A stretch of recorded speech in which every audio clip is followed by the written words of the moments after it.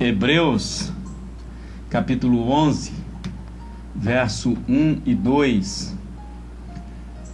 A fé é a certeza de coisas que se esperam, a convicção de fatos que se não veem.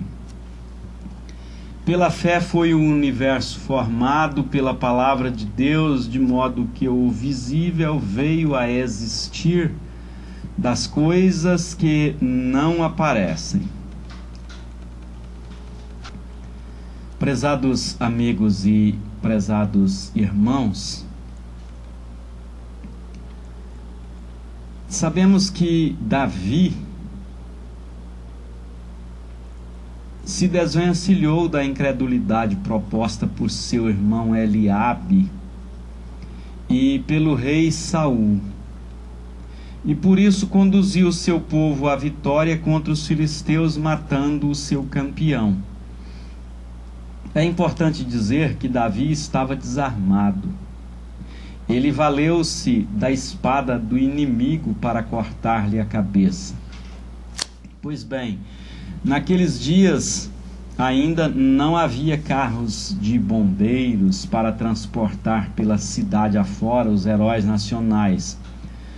Mesmo assim, Saul e Davi voltaram vitoriosos à frente de milhares de soldados e eram festejados pelas multidões em toda a cidade por onde passavam, em seu retorno para casa. Por onde o cortejo passava, as mulheres, ao verem seus heróis Saul e Davi, gritavam festivamente. Saul feriu seus milhares, porém Davi seus 10 milhares. Isto desagradou a Saul. Ele ficou enciumado e se tornou naquele momento tão alegre e festivo um inimigo ferrenho e mortal de Davi. Ao contrário de Saul, Davi não alimentava o resmungão interior, porque se o fizesse ele não teria enfrentado o gigante.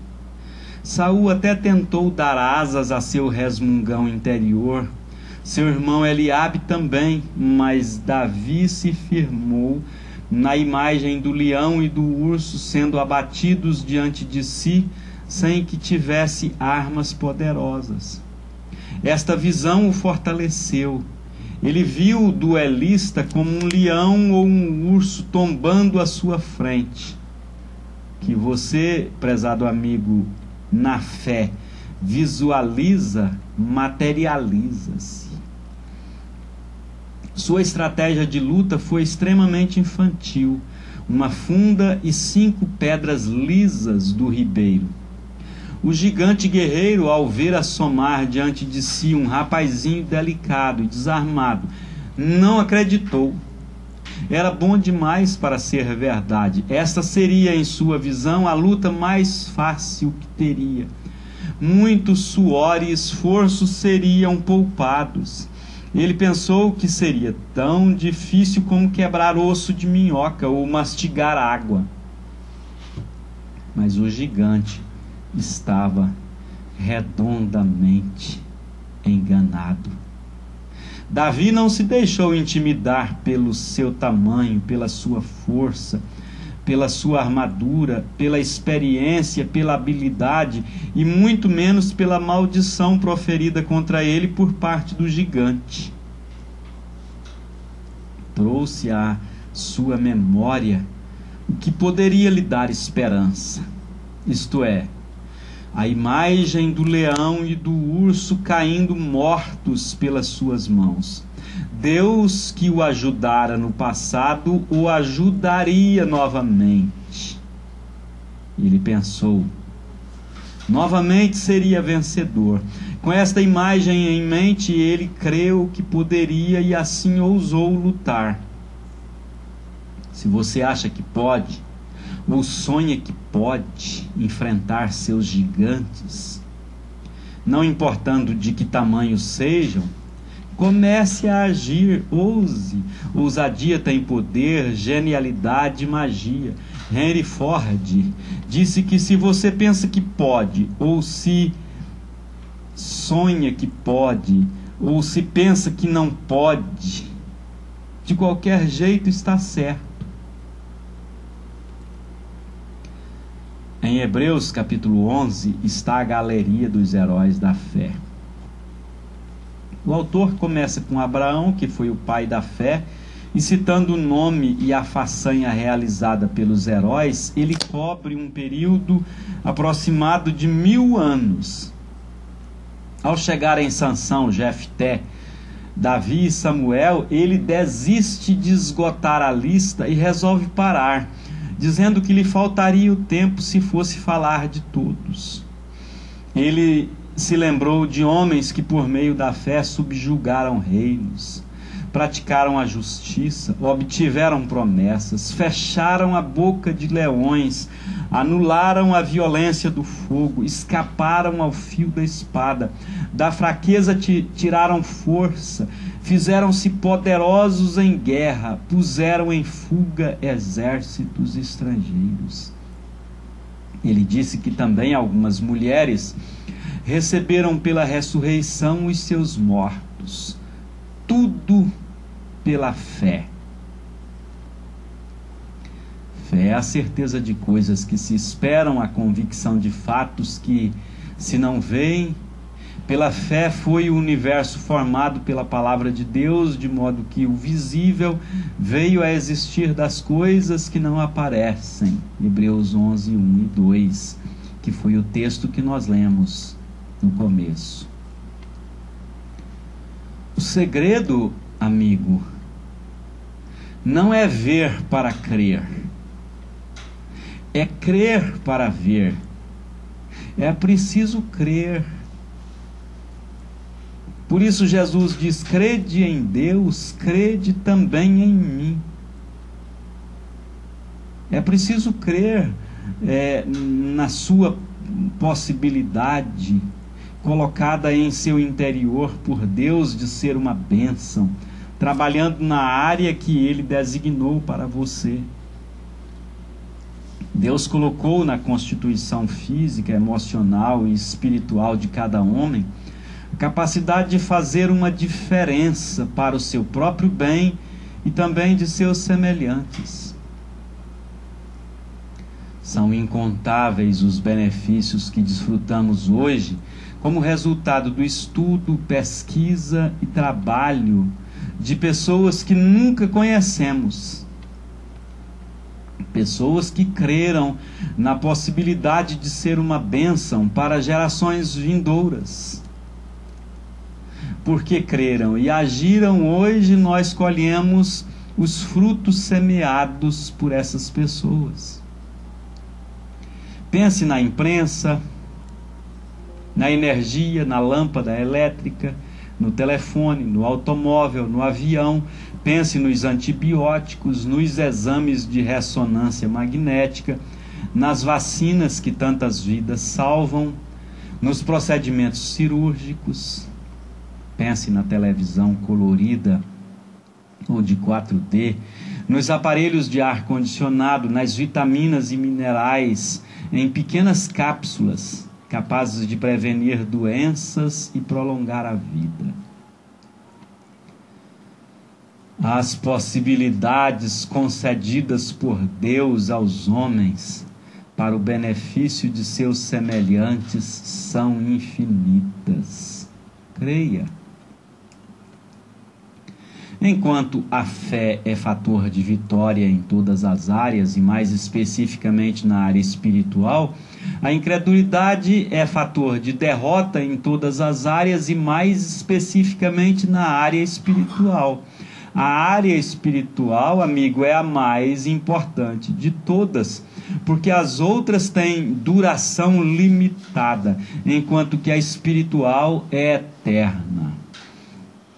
Vivemos todos com um pé no tempo e o outro na eternidade. Em qualquer dia, esse dia será um dia sem nada de anormal, em qualquer dia, o pé que se apoia no tempo escorregará e rolaremos para a eternidade. Num período de 50 anos, quase todas as pessoas que você conhece hoje já terão mergulhado na eternidade. Resta saber se na condição de salvos ou perdidos. Sim, porque há uma vida eterna a ser alcançada, como também um perecimento eterno a ser evitado. Esta é a mensagem do Evangelho em João 3,16. Ali está dito: porque Deus amou o mundo de tal maneira que deu seu Filho unigênito, para que todo aquele que nele crer não pereça, mas tenha a vida eterna.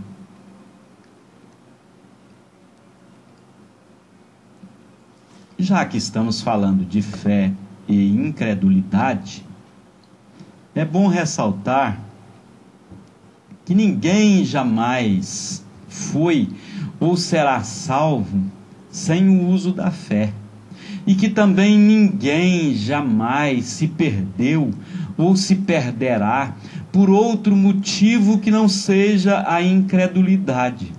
Se existe na Bíblia uma ideia cristalina, amplamente enfatizada, esta é uma delas. Portanto, não se iluda. É imprescindível crer em Jesus, o Cordeiro de Deus, que tira, que remove o pecado do mundo. Talvez você não tenha ainda a fé salvadora. Neste caso, o primeiro passo a ser dado é examinar as Escrituras. Em João 5,39, Jesus falou: examinais as Escrituras, porque julgais ter nelas a vida eterna, e são elas mesmas que testificam de mim. O segundo passo é querer. Você crerá, se assim o desejar de todo o seu coração. O homem será responsabilizado por não crer, porque no fim das contas, você sempre crerá naquilo que deseja crer. O terceiro passo é pedir auxílio divino para crer. Foi isso que fez o pai do menino possuído por uma legião de demônios. Quando Jesus estabeleceu a fé como condição para a libertação do filho, dizendo-lhe: se podes, tudo é possível ao que crê. Em lágrimas o pai afirmou: creio, Senhor, ajuda-me na minha incredulidade. Depois de tudo que ouviu, o que você irá fazer? Fingir que nada do que foi dito aqui lhe diz respeito? Irá sacudir os ombros, dar um bocejo de sono e seguir em frente num alheamento de espantar? Ouça bem, amigo, se fizer isto, você terá de antemão escolhido não crer.